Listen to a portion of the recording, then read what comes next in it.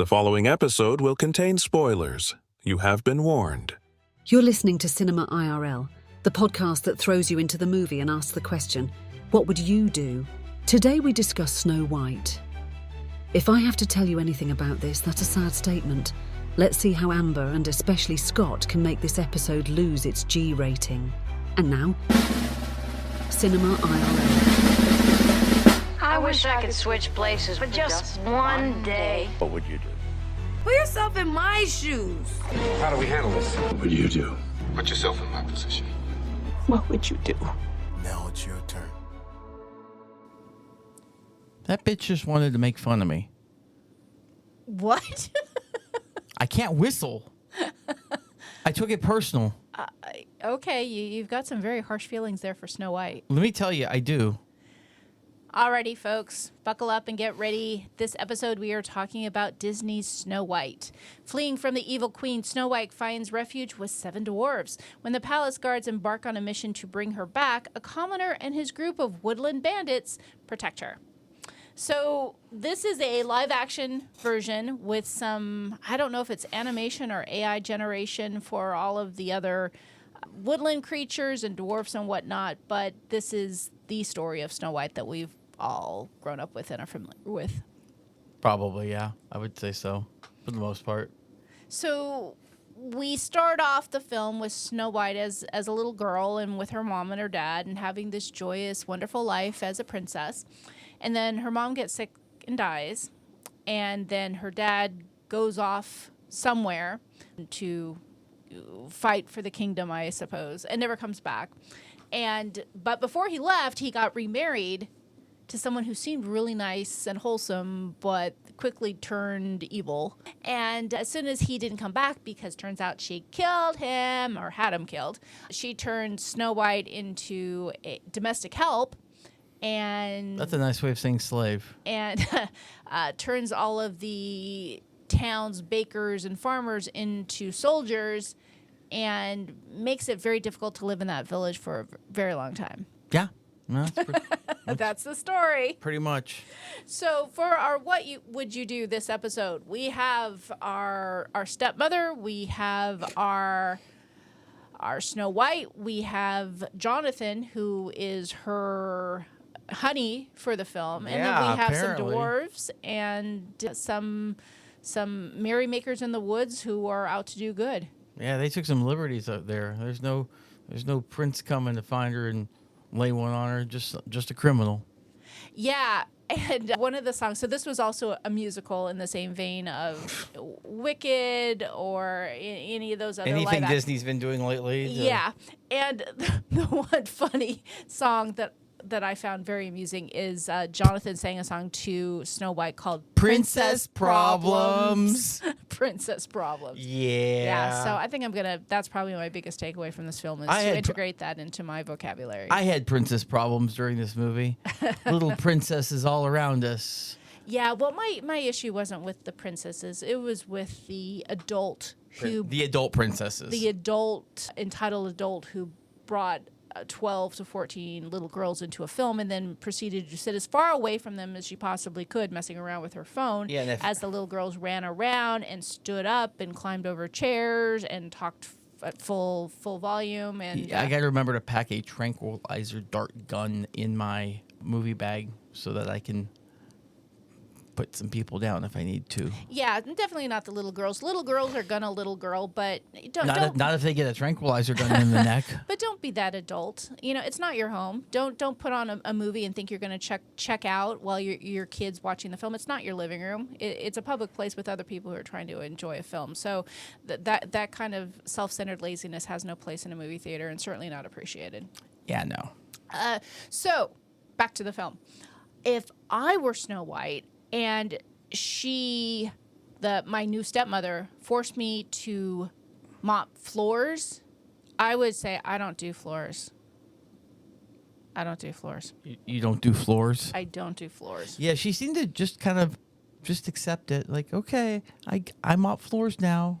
Yeah, she was locked away, and the villagers never really saw her again, and she lived the life pretty similar to the wait staff of the new queen. And granted, she was young when that started, but years passed, and what do we think? Maybe she was 17, 18. I don't know if she was flirting with that boy. I hope she was 18. I don't know. I don't know if in fairy tale kingdoms there's If there are lawful age of consent. Yeah, initially I was thinking maybe she was 15, 16, and then she started making goo-goo eyes at the boy and whatnot, and I'm like, I don't know. Fun I fact, never she really- was actually 28. Oh, in real life? I don't know. Oh.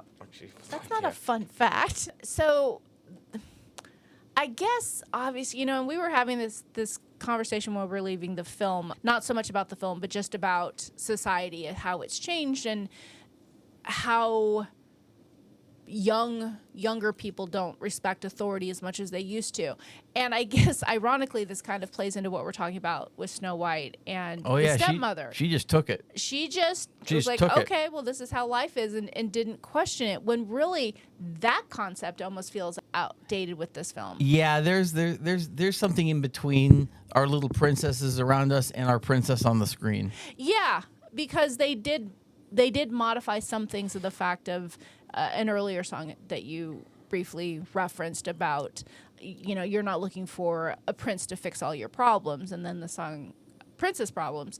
But it seems like if you're going to adapt a film for today's audience, that maybe some liberty should be taken to update it all. Because if you're going to make sure that, there's ethnic and racial diversity in a film, and that there's updates in regards to songs, it feels like that message is still in need of some modern day tweaking. Because if you're going to tinker some, I think that's, I don't know. It seems like Snow White should have been a little bit more rebellious when it came to cleaning the floors. I don't know. She was not. I thought it was interesting once we got to the point of the 7 dwarves. Yeah. You had Dopey, Doc, Sleepy, Sneezy, Bashful, Happy, and Asshole. What the hell are you talking about, asshole? Wait, what? What? You know I was in that. Excuse me, what? Yeah, it was a top cast. Ladies and gentlemen, so we learn something new every day here.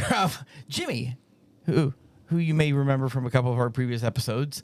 I kind of wonder where I was trying to place Grumpy's voice, and now I know.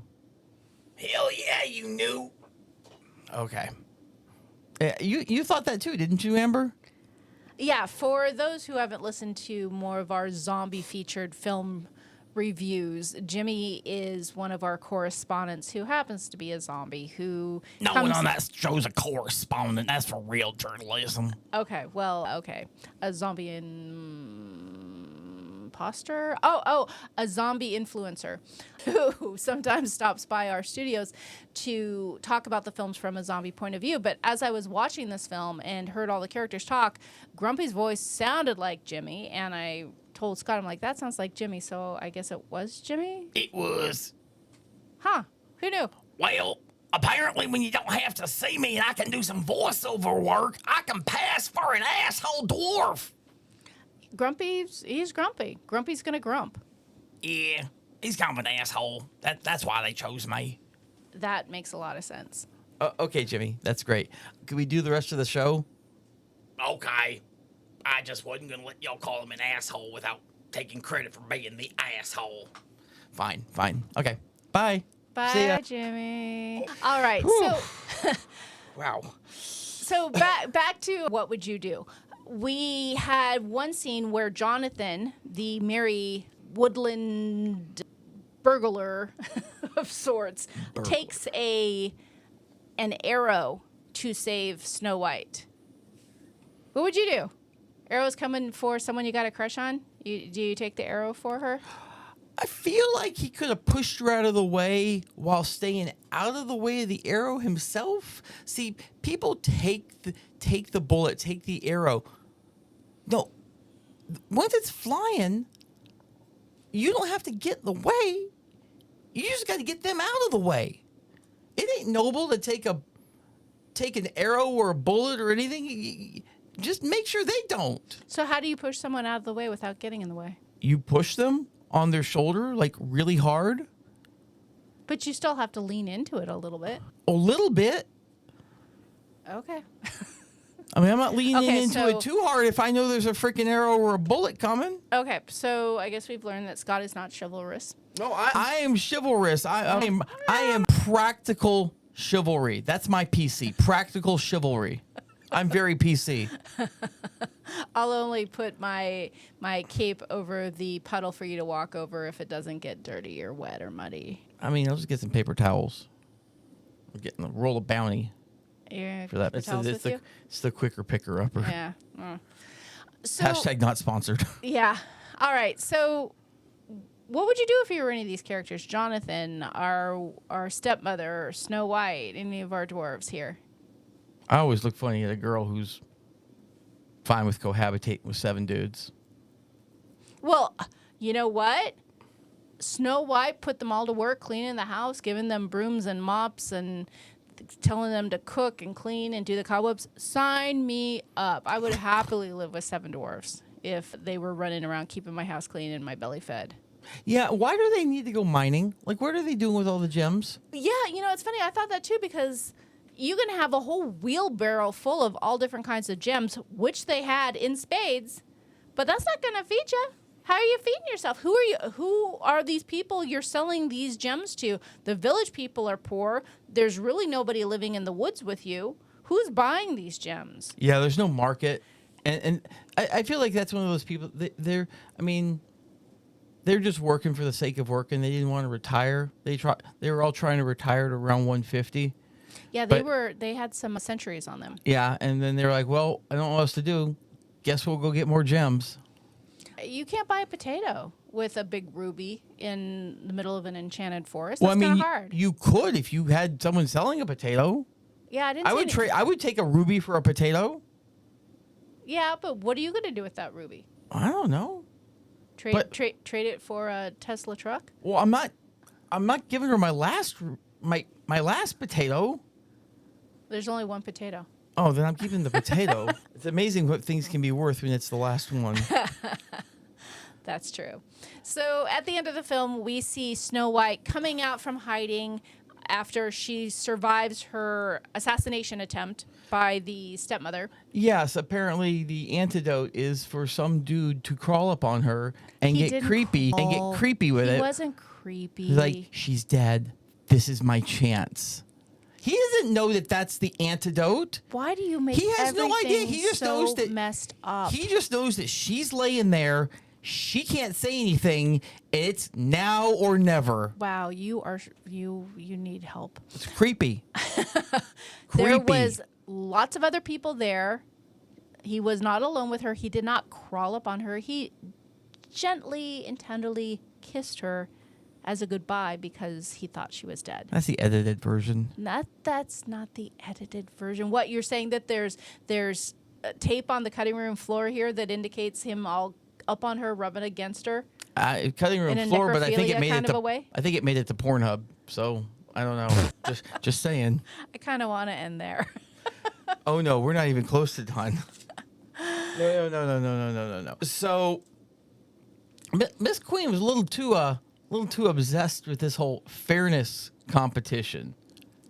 Oh, asking the magic mirror about who is the first of them all? Yeah, and so here's what I'm getting. Like, she's kind of a real bitch. Like, let's just call a spade here. Yeah, no, she's not a nice lady.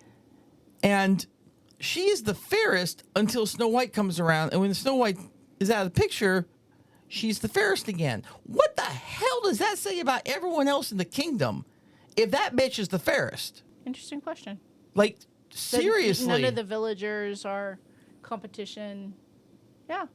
I don't know. Maybe the magic mirror is only judging by who it happens to catch a reflection of. Maybe he caught a reflection of Snow White at one point, and that's all he's seen is the stepmother and Snow White. So he doesn't get out much. Doesn't have any other frame of reference. Yeah, maybe the magic mirror needs to go clubbing or join a networking group, or maybe Toastmasters to get I could see exposure to other people.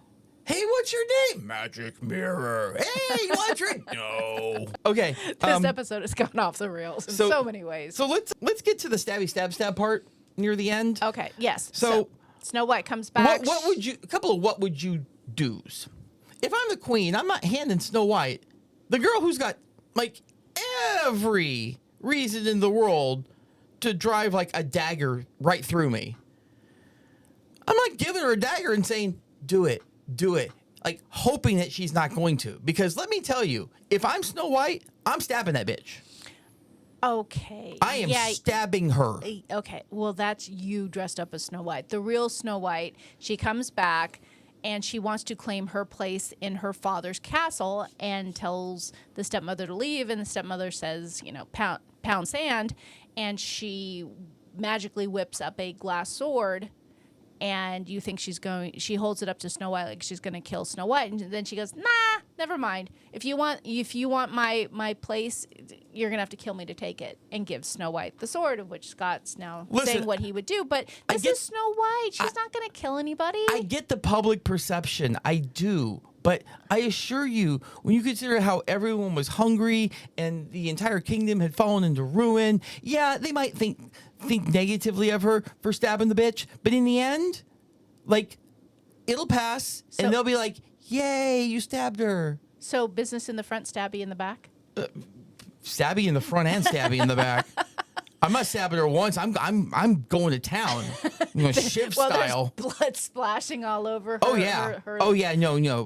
Pretty yellow dress. Yeah, that would have turned into like Winnie the Pooh, Blood and Honey. Which, if you don't know, that's a horror version of Winnie the Pooh they made once he became public domain. Yeah.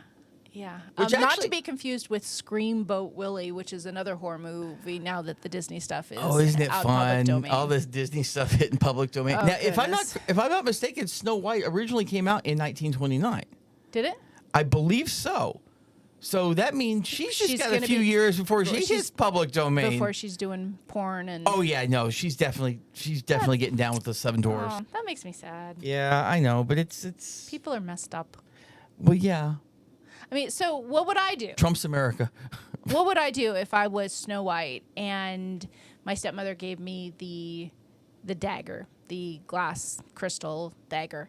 So I understand what you're saying is that the townspeople would say, okay, a murdery Snow White is better than a crazy evil queen. Yes, the lesser However, of two evils. You still have to live with yourself knowing that you are in the position you're in because you killed somebody. So even if they're a bad person, that's still a heavy thing. Counterpoint, you'd have to live with yourself knowing you didn't kill the person who murdered your father. You had the chance to get revenge for your father, and you didn't because you were too big of a pussy to pull the trigger. Wow, those are some harsh words for Snow White. I'm just saying, this is what would I do. If I'm the fairest of them all, I'm jabbing the bitch. That's it. We hope you enjoyed our episode. Thank you for listening. And to catch all the new episodes, please subscribe. We release 2 to 3 episodes weekly, so we'll have new content regularly. Until next time.